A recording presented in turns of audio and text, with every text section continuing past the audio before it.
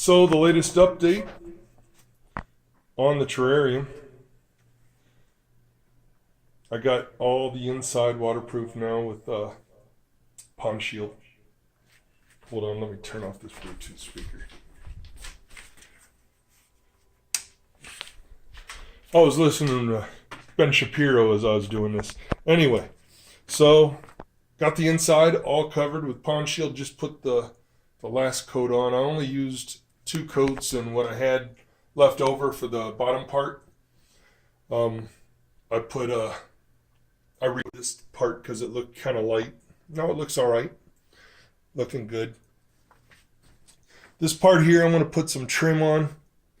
Little 1/4 inch thick, thin pieces of wood around the edges to hide the plywood. So I'm not too worried about this munching it up. And down here, I'm going to have the rails.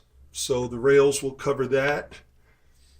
And next part is to sand down the outside and apply the stain. Got the lid over here. The lid's all ready to go on. I decided I'd put the lid on last because it was difficult enough to get inside of there and spread around the pond shield. With a lid on, it would have been much more difficult. So I got the hole here. I decided I'm going to go ahead and run the cords for the light through here. And I got these plastic things that'll keep the hole as small as possible. So just in case I get an animal and finds his way into the light compartment, he won't be able to get out through there. And I cut out some holes here for the ventilation. These are 3-inch vents.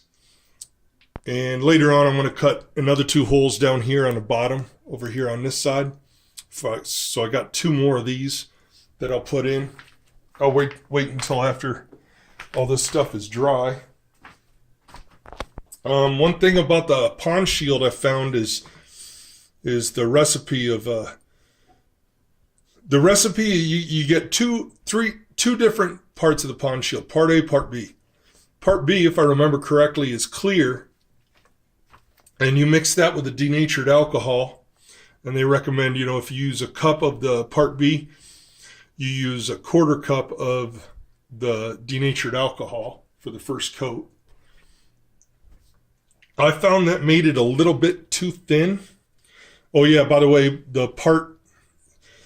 here's what you do with the pond shield. You get the 1 cup of part B, that's the clear stuff. You mix that with the denatured alcohol. So if you're using 1 cup of part B, 1/4 cup of denatured alcohol. And you mix that together and get it nice and mixed thoroughly. Then you add part A, and it's basically a 2-to-1 ratio. So you're going to use, if you use 1 cup of part A, 1 cup of part B, you're going to use 2 cups of part A. And part A is the colored part of the pond shield. And it comes in different colors. I decided to go with white so that the cage would be lit up more.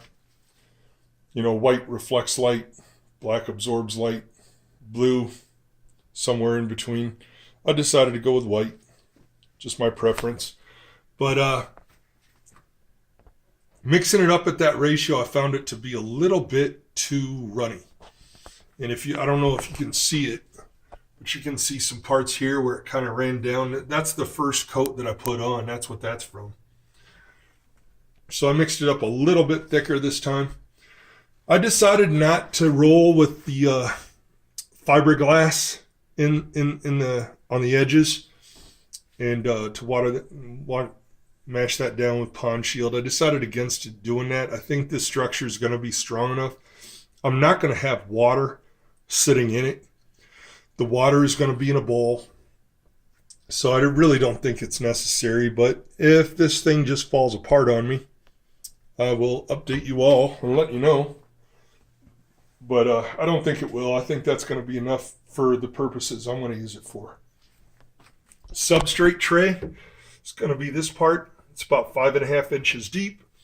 So I figure about 3 inches of dirt in there, maybe a couple of rocks, some decorations, a hide box, and a big ass water bowl so my snake can soak in it.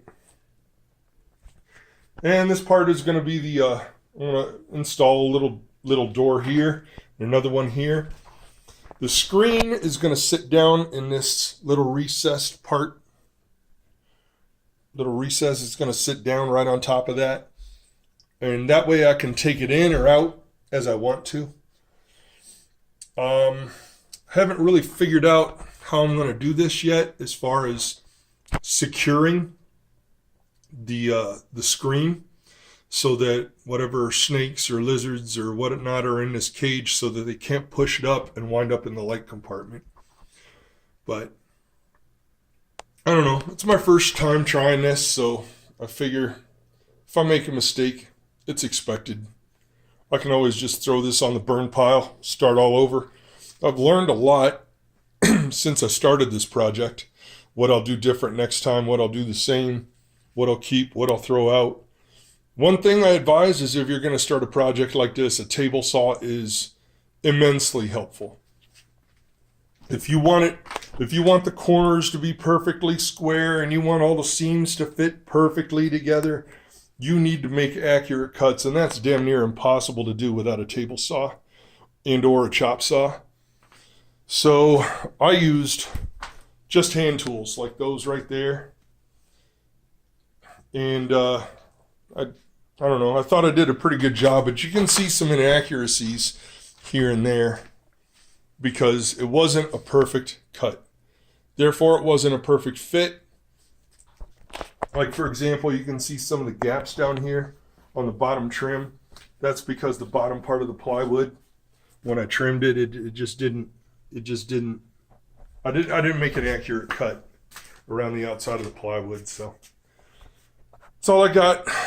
Leave your comments, hit like, and if you have any constructive criticisms, I'm all down for it. Have a good night.